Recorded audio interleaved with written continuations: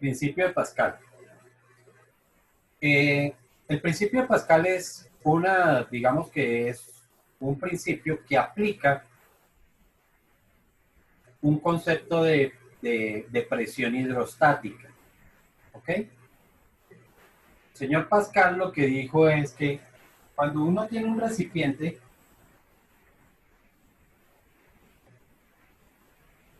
que contiene un líquido cualquiera, y al interior de a cualquier punto, en cualquier punto de ese líquido, nosotros aplicamos una presión externa, ¿sí? Esa presión que nosotros estamos aplicando al interior del líquido, a pesar de que yo lo aplique en este punto, se va a propagar a todos los puntos del líquido con la misma intensidad. Eso es lo que él dice. Entonces, esta presión externa que yo estoy aplicando aquí se va a propagar a todos los puntos. Entonces, se propaga a todos los puntos que tiene el líquido. ¿Ok? Y además dice que con la misma intensidad.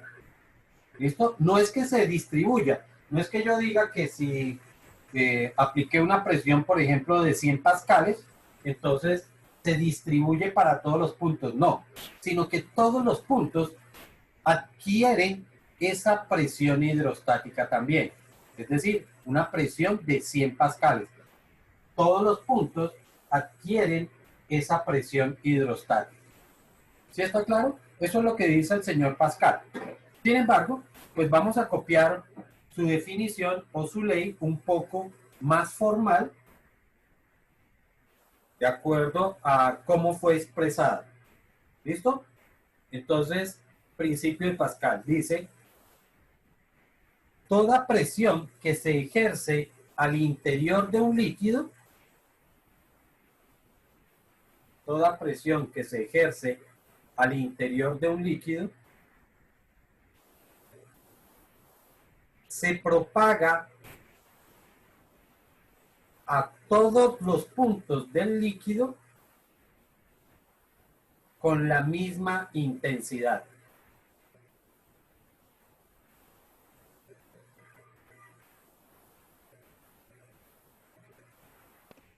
Profe, de un líquido se propaga la misma que. Se propaga a todos los puntos del líquido con la misma intensidad.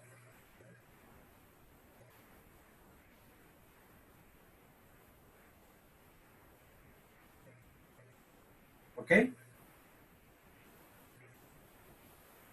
Entonces, eso lo que me está diciendo es que si nosotros aplicamos una presión externa, entonces todos los puntos del líquido estarían recibiendo esa misma presión, al punto que esa presión también va a afectar a las paredes del recipiente. ¿Sí? Entonces, todos los puntos que están en contacto con las paredes del recipiente también estarían recibiendo esa presión y la estarían aplicando sobre las paredes del recipiente. Por eso es que cuando nosotros tenemos, imagínense en un globo, ¿sí? Un globo que tiene un líquido y nosotros, hagamos aquí la imagen, si yo tengo un globo con líquido, con agua, ¿sí? Y yo le aplico una presión en este punto, es posible que el globo se rompa en otro punto. De pronto el globo se rompe por aquí. ¿Por qué? Porque la presión que yo estoy aplicando en este punto se va a propagar a todos los puntos del globo. ¿Ok? Y si en la superficie hay lugares que sean más débiles que otros, pues seguramente el globo se va a reventar por ese punto. ¿Ok? Lo que está ocurriendo, repito, es que la presión que estamos ejerciendo aquí se estaría aplicando por todos los puntos del globo en ese caso. ¿Ok? Esta ley del principio de Pascal o este principio de Pascal es la base de todas las máquinas hidráulicas, ¿ok? Así que, sin importar si la máquina es muy simple o es muy compleja, cualquier máquina hidráulica funciona bajo el principio de Pascal, ¿ok? Así que cuando ustedes oyen que una prensa hidráulica o que un gato hidráulico, que es el que se utiliza para subirlos, para levantar los carros, en el caso de que se van a cambiar las llantas, entonces esos gatos hidráulicos funcionan con el principio de Pascal, ¿ok? ¿Cómo se aplica en una máquina hidráulica ese principio de Pascal? Todas las máquinas hidráulicas funcionan de la siguiente manera. Es un recipiente que tiene dos aberturas. Imaginen un vaso que tiene dos aberturas, ¿ok? Y ese vaso contiene líquido. Está lleno de líquido, ¿ok? Las dos aberturas que tiene ese vaso, pues van a tener un pistón, ¿sí?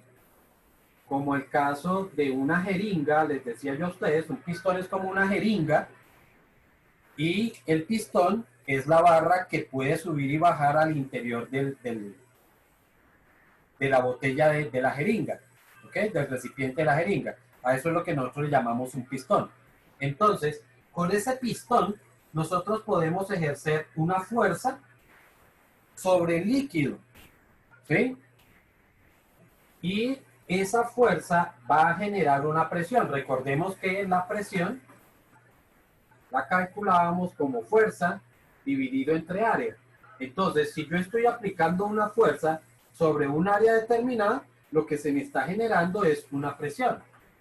Esa presión que yo ejerzo en la superficie del líquido, pues se va a propagar por todos los puntos del líquido, hasta llegar a la otra abertura que va a tener el vaso.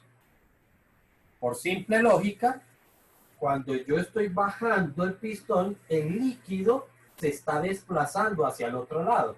Por lo tanto, el pistón del otro lado empezaría a subir, ¿ok? Y al subir va a ejercer otra fuerza. ¿Listo? Ojo que las presiones son iguales, pero las fuerzas no son iguales, ¿ok?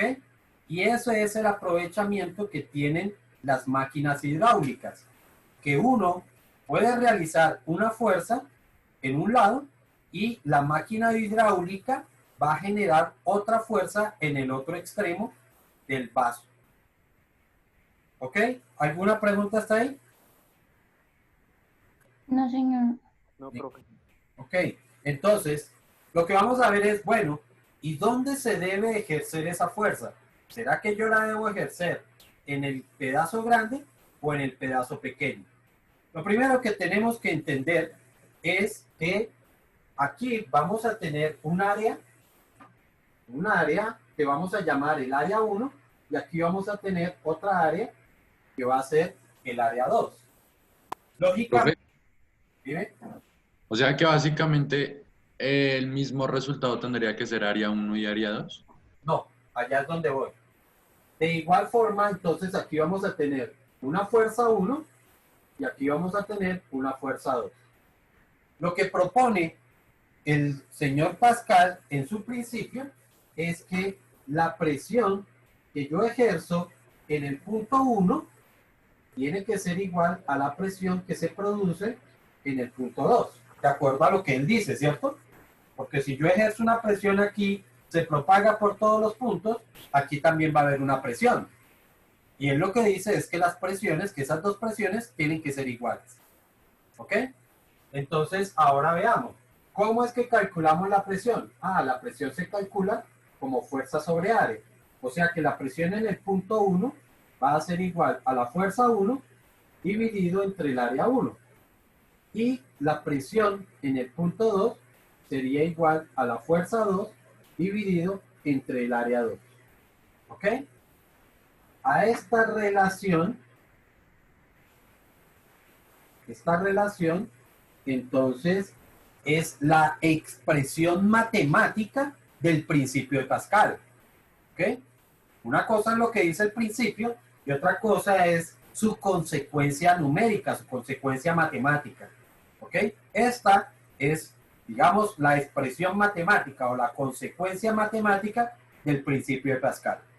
¿Vale?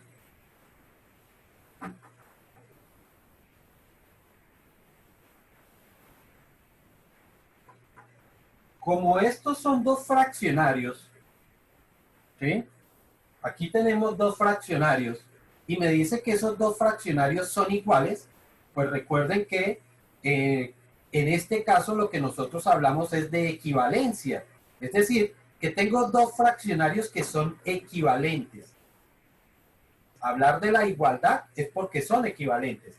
¿Qué fracciones son equivalentes?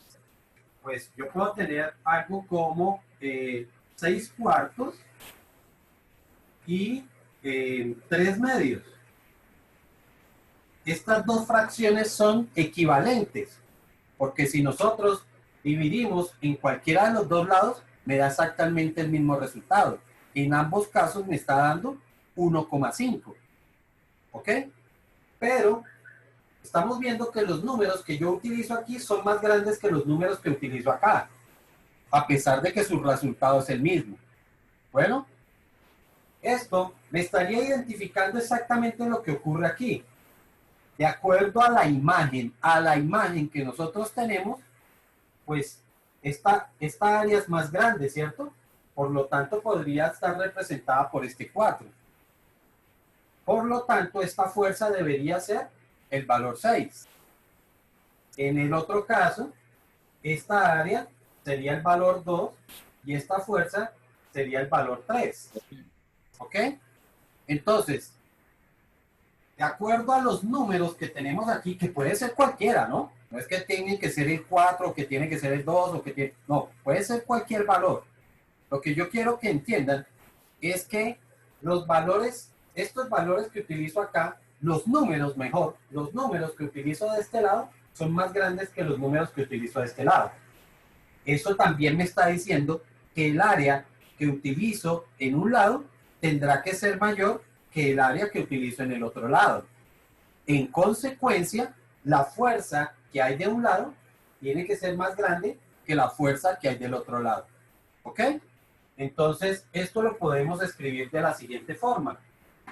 Si el área 1 es mayor que el área 2, entonces, bueno, esto se escribe así, entonces la fuerza en el área 1 tiene que ser mayor que la fuerza en el área 2.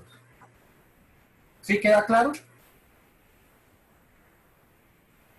Sí, señor. Profe, una cosa, o sea que ya cuando usted nos da los números y eso, ya podemos, o sea, ya como que nos da un indicio de cómo es el problema, pues porque si en un lado están más grandes, eso significa que el área es mayor y pues lo que acaba de decir la fuerza obviamente también. Correcto, exactamente eso es así. Cuando nosotros vamos a plantear un problema, pues ya tenemos que identificar por qué esto. Porque en los problemas vamos a tener unas fuerzas y vamos a tener un área, unas áreas. Yo lo que tengo que entender desde el principio es que la fuerza mayor va a presentarse en el área mayor y la fuerza menor va a presentarse en el área menor. Así de sencillo. ¿Sí estamos? Bueno, cuando los hombres, cuando la gente, las personas construyen una máquina, las máquinas se construyen única y exclusivamente con la finalidad de facilitar el trabajo de las personas, ¿cierto? Para eso es que se construye la máquina, no para hacerlo más difícil, para que el trabajo sea más difícil, sino para que sea más fácil, ¿ok? Para eso es que se construye un gato hidráulico, o si no, yo tendría que ponerme a levantar el carro y tendría que hacer mucha fuerza, ¿ok? Entonces, las máquinas hidráulicas o las máquinas en general se construyen precisamente para facilitar el trabajo. Eso significa que de acuerdo a la imagen, olvídense de esto, de estas flechas,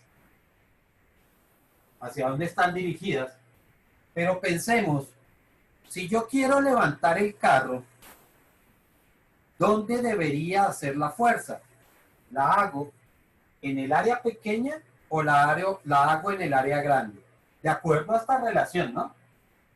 Que si el área 1 es mayor que el área 2, la fuerza 1 también tendrá que ser mayor que el área 2. ¿Qué piensan ustedes? Pues en el área más pequeña. Claro, en el área más pequeña. Yo debería hacer la fuerza en el área más pequeña. ¿Para qué? Para que la máquina multiplique esa fuerza que yo estoy haciendo y pueda levantar una carga mucho más grande. Esa es la idea. Pero en este caso habría mayor densidad en el 2, ¿no? No, aquí no hablamos de densidad, porque además la densidad sería la de la densidad del líquido y eso no tiene nada que ver. Estamos Ok. hablando de la fuerza que se está aplicando y del área sobre la cual se aplica. ¿Ok? Entonces, efectivamente, así como estaba diciendo Nicolás, yo debería hacer la fuerza en el área pequeña. ¿Por qué? Porque sería una fuerza pequeña y estaríamos obteniendo una fuerza grande en el área grande. Conclusión, yo debería colocar el carro aquí en el área grande para que el gato hidráulico pueda levantar ese carro fácilmente. ¿Sí estamos? Sí, señor. Listo. Ahora, estas áreas normalmente no. Yo no he visto ninguna otra forma. En todas las máquinas hidráulicas, estas áreas siempre son circulares. ¿Ok? ¿Y por qué por qué se hacen en forma circular? Porque resulta que las secciones circulares no permiten que hayan fugas del líquido tan fácilmente. ¿Ok? Imagínense una jeringa cuadrada, ¿sí? De la superficie fuera cuadrada y no fuera circular como lo es realmente. Pues en las esquinas podrían haber fugas del líquido. ¿Ok? Para evitar eso es que se hacen las superficies redondas o circulares. Profe, ¿Ok? Dime. profe, una pregunta. Dime. Pero digamos, en este caso, por ejemplo, el del gato hidráulico, la densidad del líquido no afecta en nada a la fuerza, ¿cierto? No, no afecta en nada a la fuerza. El líquido que se utiliza no afecta en nada. Sin embargo, los líquidos que se utilizan normalmente son líquidos viscosos, ¿sí? Como los aceites, son los tipos de líquidos que se utilizan para estas máquinas. ¿Y por qué? Otra vez por lo mismo, para evitar fugas. Resulta que los líquidos que son menos viscosos tienen mayor fluidez, es decir, circulan más fácilmente.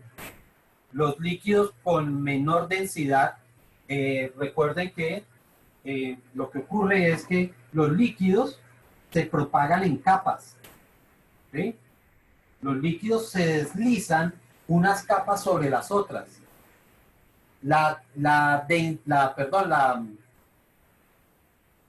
La fluidez se refiere a qué tan fácil puede una capa deslizarse sobre la otra. ¿Ok? Los líquidos que son más espesos, lo que nosotros les decimos espesos, realmente la palabra es viscoso. ¿Ok? ¿Y eso qué significa? Que se deslizan con mayor dificultad. ¿Ok? ¿Eso qué ventaja tiene? Que si esto llega a tener una pequeña, por aquí, una muy pequeña fuga, el líquido no va a salir tan fácilmente. ¿Listo? Imagínense ustedes colocar una botella con agua y una botella con miel y la voltean y aflójenle las tapas y lo verán que la botella que tiene la miel se queda atorada ahí a pesar de que la tapa esté un poco floja. En cambio, la que tiene el agua va a salirse, el líquido se sale mucho más fácil. ¿Ok? Por eso es que en estos casos lo que se utiliza son líquidos más viscosos. Ojo que más viscoso no significa mayor densidad. ¿Listo? No tiene nada que ver densidad con viscosidad. Pero si en dado caso le llegamos, digamos, en el pistón no hay tanto de ese líquido igualmente sí afecta porque así va a poder hacer menos fuerza, ¿no? No, vuelvo y te digo, no tiene absolutamente nada que ver. No tiene nada que ver.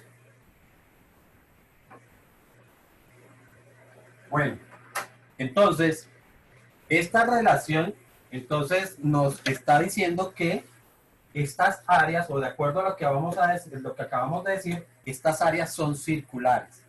Por lo tanto, yo tengo que calcular es el área de una sección circular. ¿Listo? ¿Cómo es que se calcula el área de una sección circular?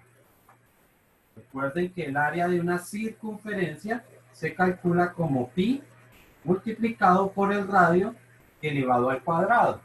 Entonces, a pesar de que esta ecuación es así, pues uno la puede ya reemplazar de esta forma y me quedaría como fuerza en la sección 1 dividido entre el área 1, pero es que el área la voy a calcular así, como pi por el radio de la sección 1 elevado al cuadrado, y esto va a ser igual a la fuerza en la sección 2 sobre pi por el radio de la sección 2 elevada al cuadrado. Y entonces, normalmente, si es, ojo, si es que lo que me están dando es el radio, pues puedo trabajar así. Si ya me dan el área, pues trabajo de esta forma. ¿Listo? Entonces, podemos estar utilizando la ecuación de esta forma o de la forma de arriba. Cualquiera de las dos, dependiendo de qué es lo que se conoce. Si se conoce el radio o se conoce el área. ¿Sí está claro? Sí, señor. Recuerden lo que es el radio y lo que es el área, ¿no? En una circunferencia, el radio es sencillamente la distancia que hay desde aquí hasta aquí. Eso sería el radio. ¿Ok?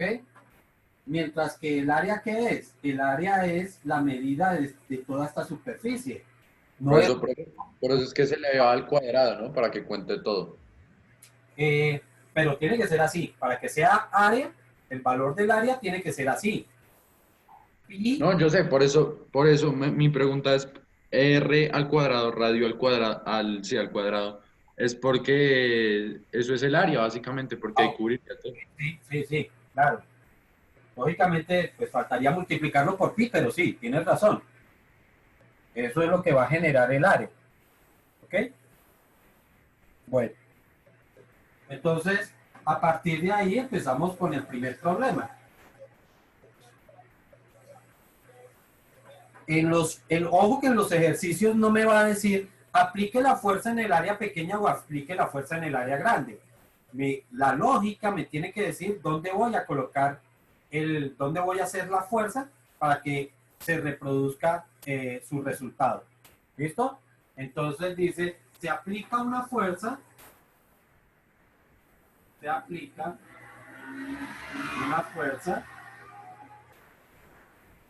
de...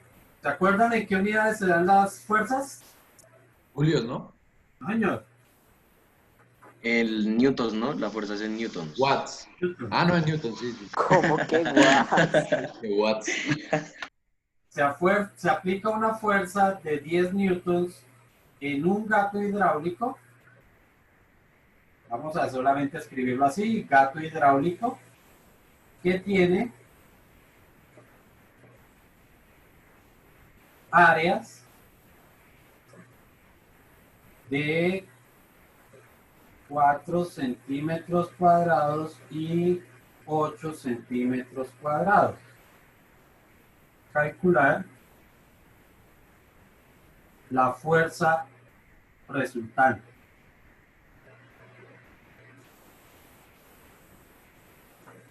De acuerdo a ese enunciado, muchachos, ¿trabajo con la ecuación de arriba o con la ecuación de abajo?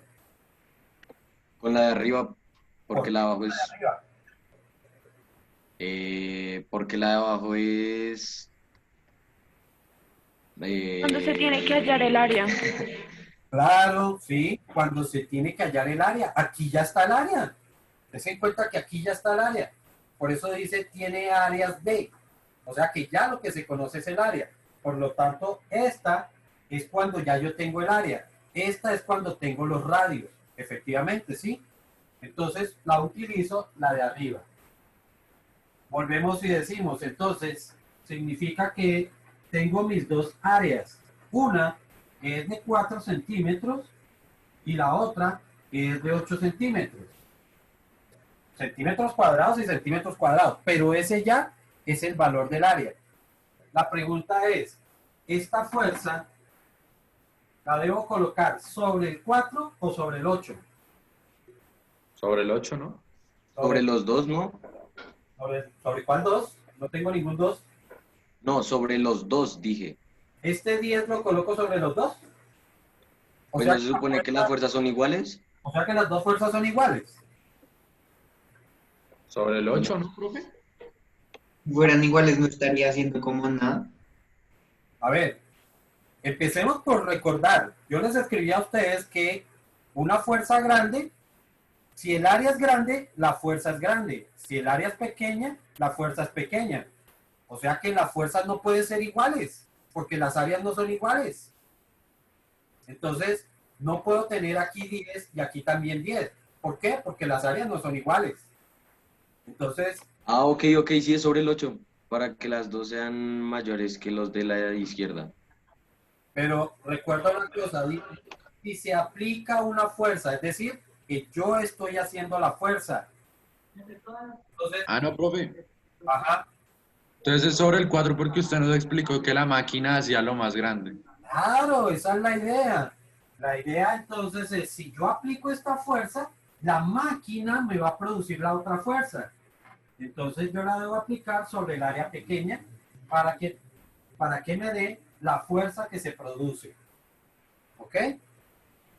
Esto es muy importante porque así es que aparecen los enunciados.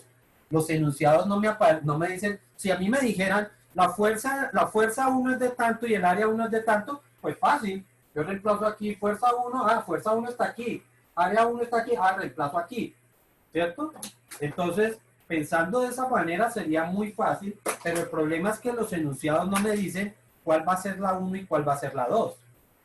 ¿Ok? Sino que yo tengo la lógica, es la que me tiene que decir en dónde voy a colocar mis números. ¿Sí estamos? Entonces, si eso es así y lo que tengo que hallar es esta fuerza, pues sencillo, despejamos este número que está dividiendo, pasaría a multiplicar.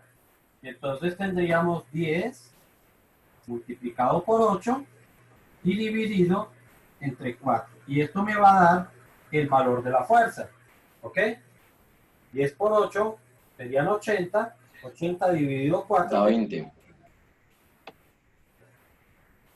O sea que la fuerza que se obtiene es de 20. ¿20 qué? ¿Recuerdan las unidades? Newtons. Correcto. ¿Qué?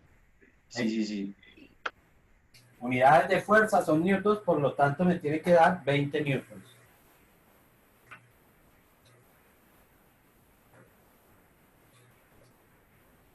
Profe, tengo una inquietud.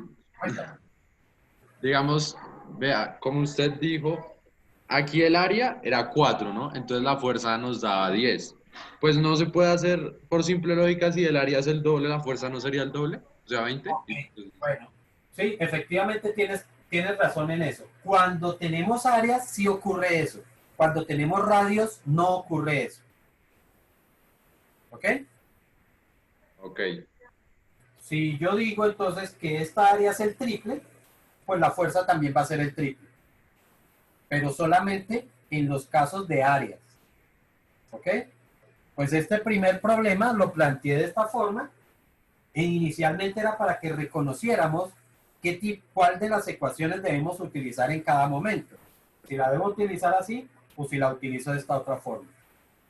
¿Ok? Profe, una cosa, pues a ver si entendí lo que acaba de decir de si es el doble la fuerza, bueno. O sea, toca fijarse en el área, como en este era el área 4 y en el otro 8, entonces pues ahí es el doble, ¿no? Entonces ahí pues si la fuerza del 4 es 10, entonces de la otra también debe ser el doble, ¿eso es? Correcto, sí, señores. Ah, ok, gracias.